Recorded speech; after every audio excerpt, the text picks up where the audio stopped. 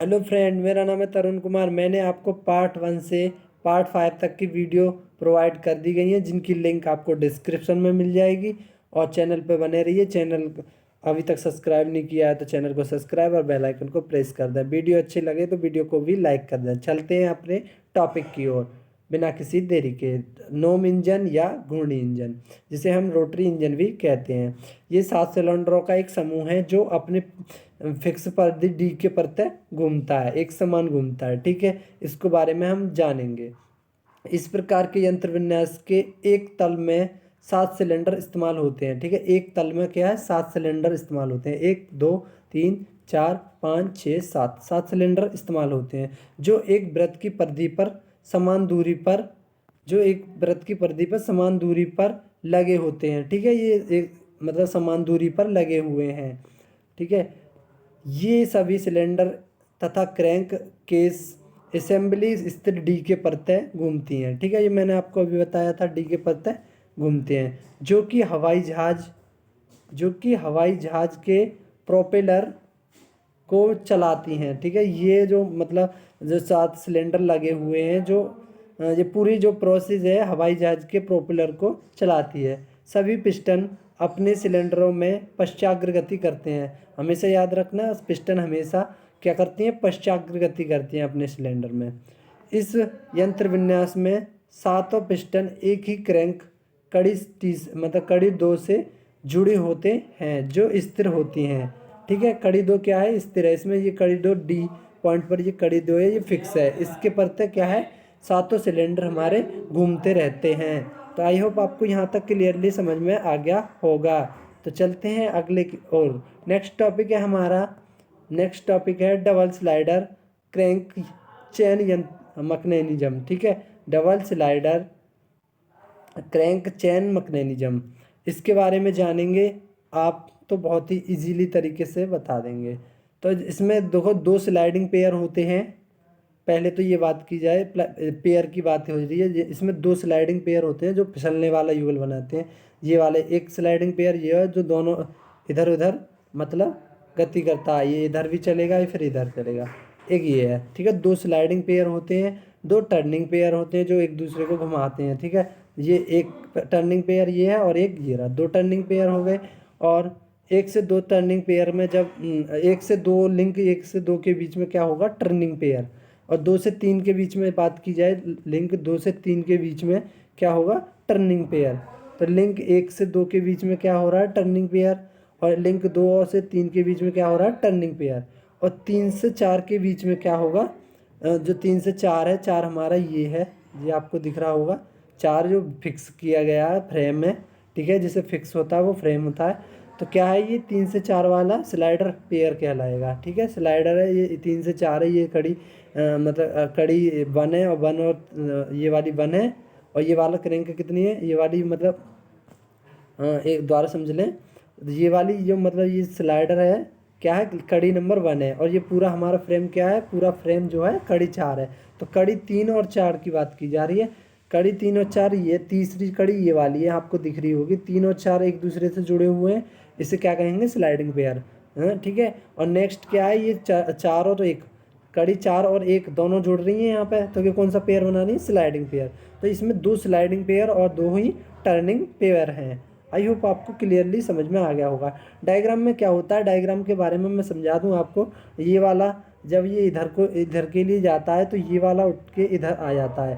ठीक है, जब ये इधर जाता मतलब ये एकदम थ्री थ्री मतलब 360 डिग्री एंगल में घूमता है। आई होप आपको समझ में आ गया होगा। तो चलते हैं आगे, इसके प्रोसेस को जानते हैं कैसे क्या होता है। ठीक है, तो चलेंगे। जब किसी शुद्ध गति की चेन में 2 घुमाऊ युगल तथा 2 फिसलने वाले युगल होते हैं। ठीक है, ये बात क्लियरली है। 2 घुमाऊ युगल हो रहे हैं, यानी टर्निंग पेयर, और एक क्या है, स्लाइडिंग पेयर। 2 स्लाइडिंग पेयर है, तो उसे दोहरा स्लाइडर क्रैंक चेन यंत्र विन्यास कहते हैं। ठीक है, दोहरा स्लाइडर यानी 2 स्लाइडर क्रैंक चेन यंत्र विन्यास कहते हैं। ये इसका मोस्ट मतलब इसकी जो हेडिंग है वही ये है। ठीक है, आई होप आपको इतना तो समझ में आ गया। अब चित्र के बारे में जानते हैं। चित्र में दिखाए गए यंत्र विन्यास में कड़ी 1 और कड़ी 2 घुमाऊ युगल बनाती हैं। ठीक है, क्लियरली मैंने बता दिया आपको। कड़ी एक और कड़ी दो, ये 4 टॉपिक आपके लिखे हुए हैं ना, इसी से पूरा क्लियर आपको समझ में आ जाएगा। ये आपको प्रोसेस यहाँ में खुल के लिखना है और कुछ नहीं करना है। ठीक है, तो इसको बता दूं, आप कड़ी एक और कड़ी दो क्या है, एक घुमाऊ युगल, जबकि कड़ी और दो और कड़ी तीन दूसरे घुमाऊ युगल का निर्माण करती है। क्लियरली समझ में आ गया। और मैंने कड़ी तीन और कड़ी चार का क्या बताया था, एक स्लाइड वो मतलब कड़ी तीन और चार स्लाइडिंग पेयर बनाती हैं। कड़ी थ्री और तथा चार पहले फिसलने वाला युगल बनाती है, पहला। ठीक है, और युगल एवं कड़ी चार और कड़ी वन की बात की जाए तो वो दूसरा फिसलने वाला युगल बनाती है।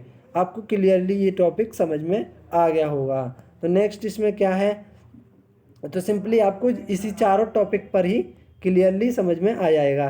क्योंकि क्या है, 1 से 2 में जब हमारे जो क्रैंक लिंक के 1 और 2 में कौन सा पेयर बन रहा है, टर्निंग पेयर, जिसे घुमाव गुण कहते हैं।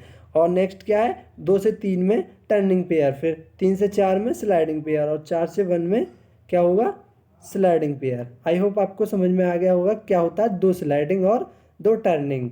तो नेक्स्ट टॉपिक की ओर चलते हैं, double slider crank, double slide crank chain के उत्क्रमण। अब इसके उत्क्रमण होते हैं, उनके बारे में जानेंगे। नंबर फर्स्ट क्या है, इलिप्टिकल ट्रमेल। ठीक है, इसके बारे में जानेंगे। क्या है, वही प्रोसेस दिया है, लिंक सेम है, सब डायग्राम भी सेम है जो पीछे आपने बनाया है। लिंक 1 क्या है, ये वाले जो इन दोनों के बीच में क्या बन रहा है आपको पता होगा, स्लाइडिंग पेयर। लिंक 1 और 4 के बीच में क्या बनता है, स्लाइडिंग पेयर।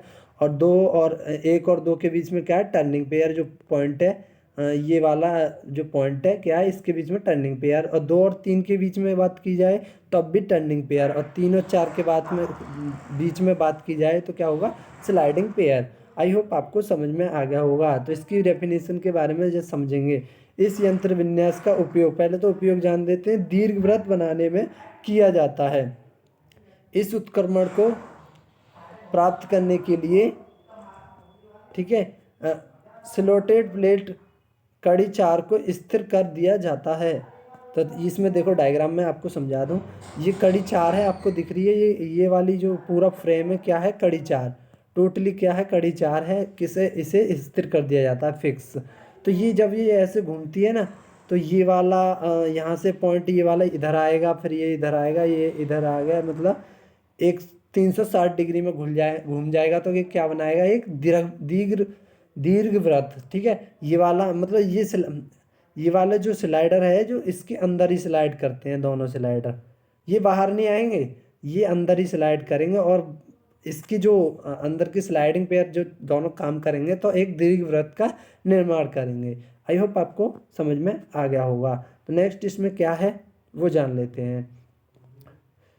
तो क्या है ये, तो इसमें क्या है, 2 प्लेट स्थिर कर दिए जाता है। तो आगे है दो सीधे घुर्व यानी खांचे होंगे, ग्रोव जो होते हैं, खांचे होते हैं, कटे हुए होते हैं। चित्र के बारे में लिख रहे हैं हम, जो एक दूसरे के लंबवत होते हैं, 90 डिग्री पर एक दूसरे के लंबवत है। ऐसा ही तो डायग्राम है वो। ठीक है, एक दूसरे के क्या है, परपेंडिकुलर है। आई होप आपको समझ में आ गया होगा। तो क्या है नेक्स्ट इसमें, कड़ी एक और कड़ी तीन स्लाइडिंग कहलाते हैं, स्लाइडर कहलाते हैं। आई होप वही चीज़ लिखनी है, इसमें भी कुछ ज़्यादा खास नहीं है। और कड़ी चार के साथ फिसलने वाला युगल बनाती है। ठीक है, और ए बी है, कड़ी टू एक छड़ होती है जो कड़ी एक तथा कड़ी तीन के साथ घुमाऊ युगल बनाती है। अब देखो कड़ी एक है, कड़ी एक कौन सी है, ये वाली आपको डायग्राम में दिख रही हो, ए पॉइंट पर कड़ी एक है, जो कड़ी दो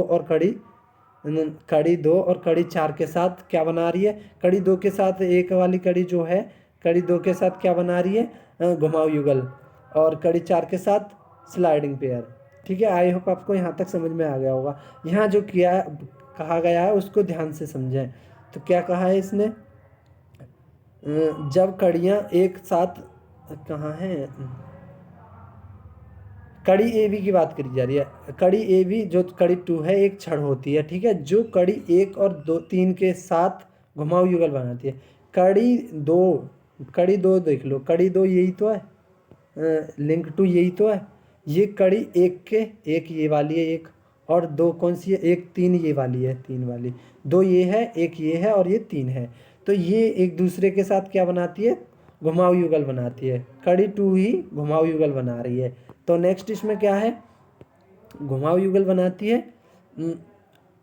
तो जब कड़ियाँ जब कड़ी एक तथा कड़ी तीन अपने घुरवों मतलब खांचों में स्लाइड करती हैं तो कड़ी टू के ऊपर स्थित किसी बिंदु पी का बिंदु पथ एक दीर्घवृत्त हो जाता है। ठीक है, एक मतलब दीर्घवृत्त आकार का स्लाइडिंग बन जाता है। मतलब जो दोनों स्लाइड करती हैं अपने इसमें ये स्लाइड कर रही है, इसमें ये कर रही है, तो चारों कड़ियाँ अपने एक दूसरे के काम करने में लग जाते हैं, पूरा डायग्राम प्रोसेस करने में लग जाता है, तो एक दीर्घवृत्त का निर्माण करता है। आई होप आपको इजीली तरीके से ये भी समझ में आ गया होगा। तो नेक्स्ट इसमें क्या है, नेक्स्ट की ओर चलते हैं। तो नेक्स्ट है आपका स्कॉच योक यंत्र विन्यास, ये उत्क्रमण की बात की जा रही है। ठीक है, तो स्कॉच योक मैकेनिज्म, तो इस प्रकार इस यंत्र विन्यास द्वारा घूर्णन गति, ठीक है, घूर्णन गति को पश्चाग्र गति में बदलते हैं। आपने पहले भी मैंने आपको पिछले टॉपिक में भी बताया था, एक घूर्णन गति को किसमें, स्लाइडिंग में बदलना। अब इसमें क्या पश्चाग्र गति में बदल रहा है। ठीक है, इसमें कड़ी एक या कड़ी तीन में से किसी एक को स्थिर करके उत्क्रमण को प्राप्त किया जाता है। कड़ी एक या तीन में से किसी को फिक्स कर दें तो क्या हमें प्राप्त हो जाएगा, उत्क्रमण। ठीक है, आई होप आप समझ रहे होंगे। तो क्या है, प्राप्त हो जाता है जिस चित्र में एक कड़ी एक को स्थिर किया गया है, कड़ी एक को स्थिर कर दिया। कड़ी एक कौन सी है, ये वाली, ये कड़ी टू है। ठीक है, और ये कड़ी वन है, इसे फिक्स कर दिया गया है। और ये फ्रेम है, कड़ी फोर है। ठीक है, ये वाली कड़ी फोर ये वाली है। ठीक है, आई होप आपको समझ में आ रहा होगा। और ये लिंक क्या है, थ्री है, ये वाली स्लाइडर जो है हमारा लिंक थ्री है। तो हमारा पूरा प्रोसेस हो गया वन। तो देख लें, आप समझ लें आप, वन ये है, ठीक है, टू ये वाली लिंक है, और थ्री कौन सी है, ये वाली है जो स्लाइडर लगा है, और चौथी ये फ्रेम है पूरा। ठीक है, आई होप आपको समझ में आ गया होगा। तो चित्र के बारे में जान लेंगे। चित्र में कड़ी एक को स्थिर किया गया है। इस यंत्र विन्यास में कड़ी टू केंद्र V के सापेक्ष घुमाव गति करती है। कड़ी टू जो है केंद्र V के सापेक्ष घुमाव गति करती है। तो कड़ी चार पिस्टन मतलब पश्चाग्र गति करने लगती है। तो जो डायग्राम में देखते हैं, तो जब कड़ी टू जब क्रैंक है, देखो कड़ी ये हमारी क्रैंक है टोटली, जब ये इधर को मोशन गति करेगी तो ठीक है, ये घूम रही है, ये पूरी टोटली क्रैंक है। तो क्या होगा, ये स्लाइडर हमारा जो स्लाइडर लगा है कड़ी थ्री, ऊपर नीचे क्या करेगा, स्लाइड करेगा। तो ये पश्चाग्र गति करेगी। ये पिस्टन इसके कारण, स्लाइड होने के कारण पिस्टन पश्चाग्र गति करेगी। तो जब ये स्लाइड करेगा, मतलब कड़ी तीन हमारी स्लाइड करेगी, तो पिस्टन आगे पीछे मूव होगी। इसे को क्या कहेंगे हम, पश्चाग्र गति।